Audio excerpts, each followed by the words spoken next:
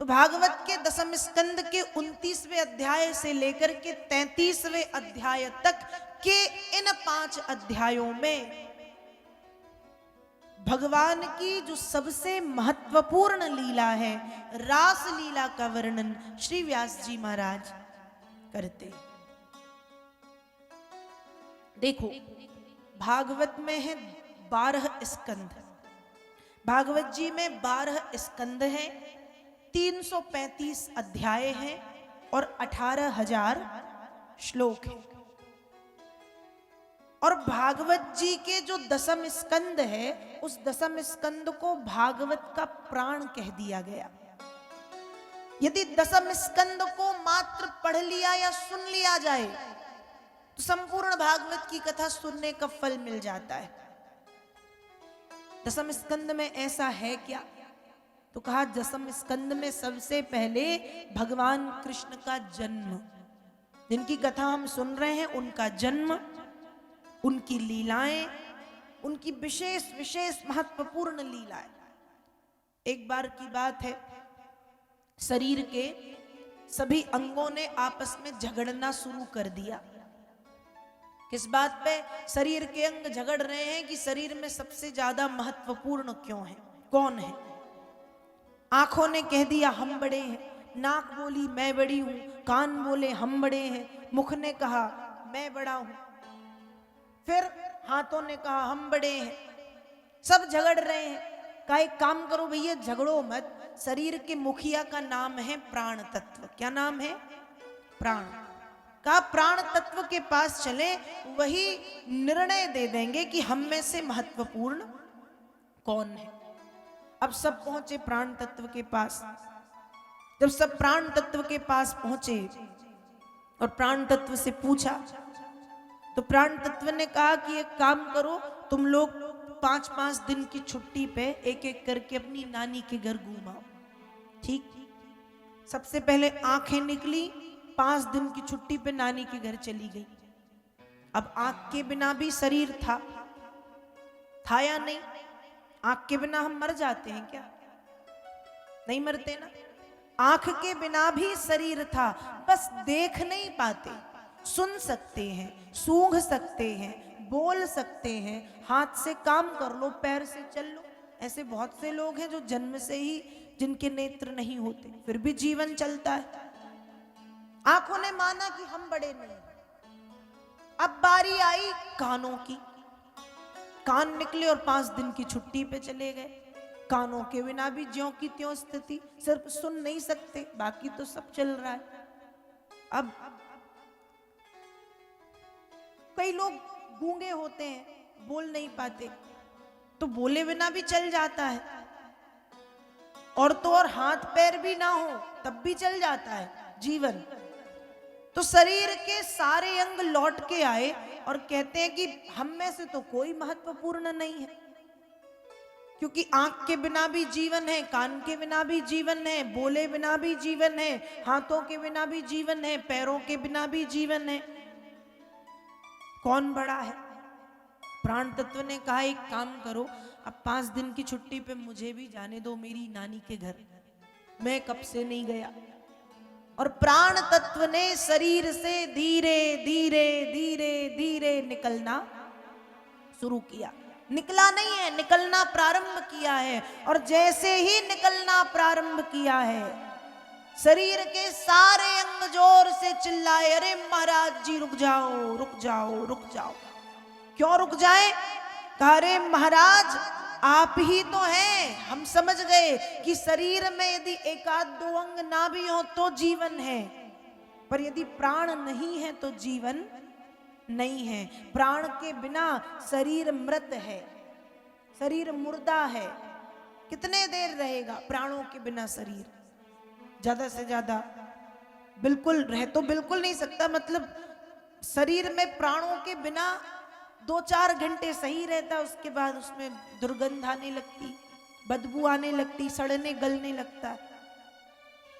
इसलिए कहते हैं भैया अंतिम संस्कार कर दो, बदबू आ रही है।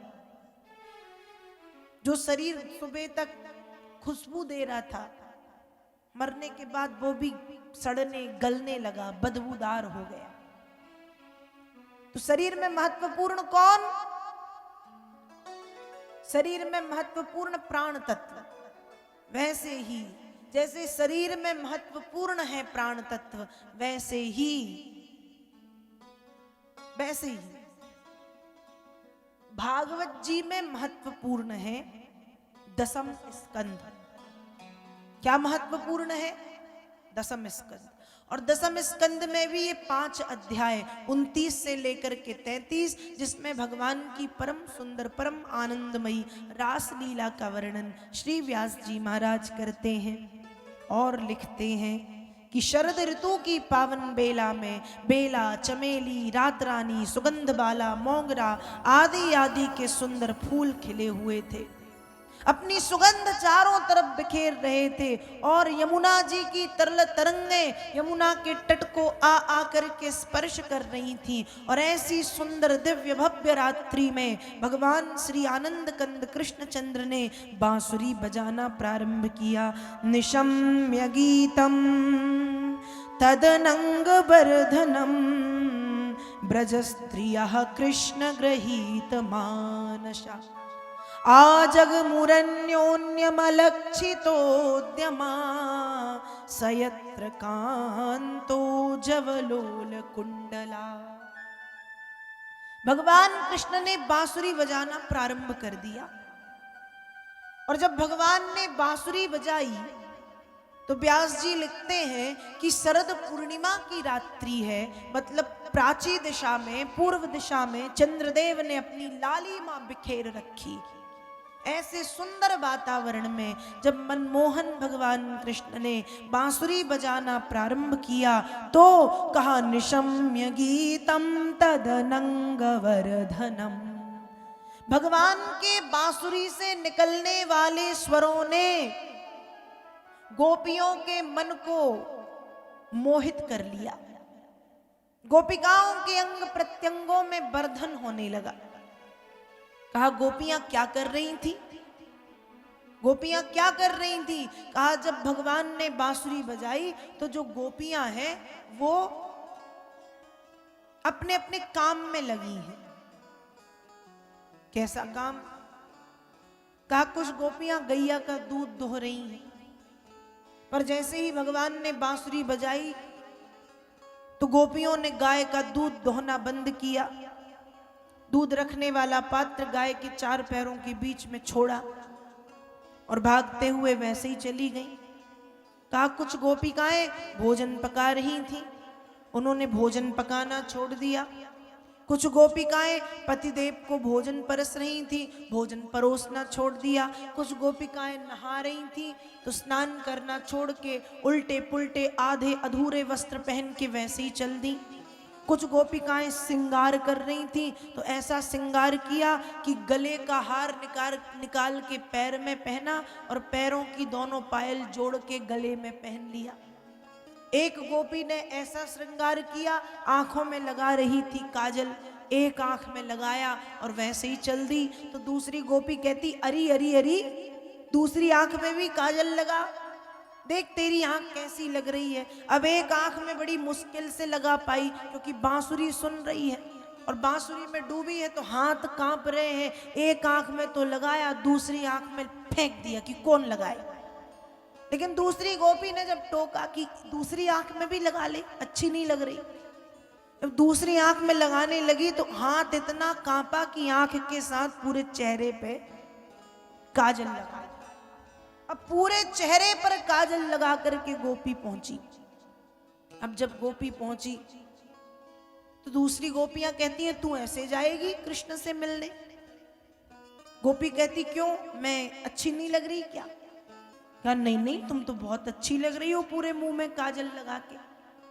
जब एक प्रेमिका अपने प्रियतम से मिलने के लिए जाती है तो 16 श्रृंगार करके जाती और सुंदर बन के, और तू ऐसी काली कलूटी बन के जाएगी? गोपी कहती हाँ मैं तो ऐसे ही जाऊंगी। दूसरी गोपियां कहती तो देख लेना कृष्ण तुमको देखेंगे भी नहीं। तो वो गोपी कहती तुम भी देख लेना, तुम सबसे ज्यादा कृष्ण मुझे देखेंगे। क्यों? कहा देखने के 2 कारण हैं। पहला कारण तो ये है कि कृष्ण चेहरे की सुंदरता नहीं, कृष्ण मन की सुंदरता को देखते हैं। पहला कारण यह है मुझे देखने का। और मुझे देखने का दूसरा कारण यह है कि कृष्ण भी काले हैं और मैं भी काली हूं, तो अपने रंग वाली को ज्यादा देखेंगे। वहां तो सब गोरी गोरी रहेंगी, तुम सब गोरी गोरी हो, काली सिर्फ एक ही मैं और मेरे कृष्ण, तो अपने रंग वाली को ज्यादा देखेंगे, तुमको नहीं देखेंगे। ऐसी गोपियां भी बातचीत कर रही हैं। कोई काजल चेहरे में लगा के, किसी ने हार पहन लिया पैर में, किसी ने पायलों को जोड़ के गले में डाल लिया, किसी ने उल्टे पुल्टे वस्त्र पहने, और कोई भोजन कर रही थी तो कौर मुख में है, पानी भी नहीं पिया, वैसे ही भागी है। धैर्य, मर्यादा, संकोच सब छोड़ के गोपियां भगवान कृष्ण से मिलने के लिए चली जा रही हैं। और यहाँ भगवान भी बांसुरी बजा रहे हैं, भगवान के बांसुरी से स्वर निकलते हैं। गोपियां सुन रही हैं बांसुरी की धुन।